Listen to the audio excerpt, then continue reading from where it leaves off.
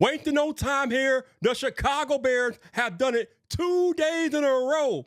The Chicago Bears are finalizing a trade with the Kansas City Chiefs for their all-pro guard, Joe Thuney. Let's get into it. Welcome back to Bears Yard. This your boy Vipe. And yes, you heard me correctly. For the second day in a row, the Chicago Bears have traded with another team to acquire top-tier offensive linemen. This time, we are acquiring Joe Thuney from the Kansas City Chiefs. Joe Thuney is an absolute baller. In 2024, he was a first-time All-Pro. He was a Pro Bowler. He had a 79.9 PFF grade, 12 out of 135 guards. He had an 82 pass block grade, which made him 5th in the league. He had 1 penalty on 115 snaps, 0 sacks allowed, big-time beast. Now, Joe Thuney is 32 years old, and he is making, I think, around, I think he's making $15 million a year, so the Bears will have to pay him heavily. But this is what I've been hoping for. This is what you've been hoping for.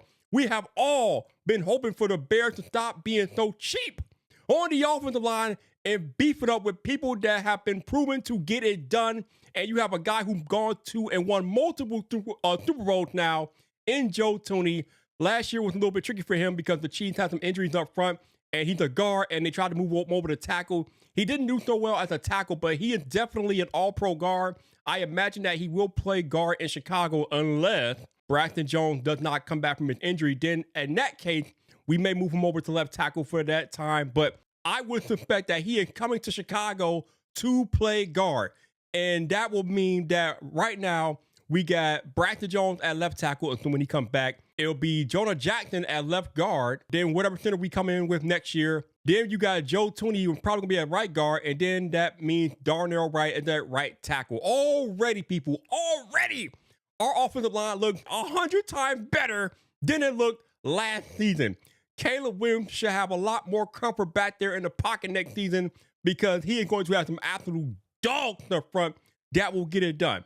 Now, again, this will cost a little bit of money for the Chicago Bears, but I do think we still have enough in salary cap to go after a top-tier center or another lineman in free agency.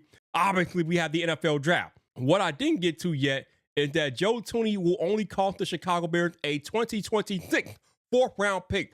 So we're not even using any of our draft picks this year to acquire him. It's a future draft pick. It's a future fourth-rounder. And if you can trade a future fourth-rounder for an all-pro guard that you can plug and play immediately, that is a definite win in my book for the Chicago Bears.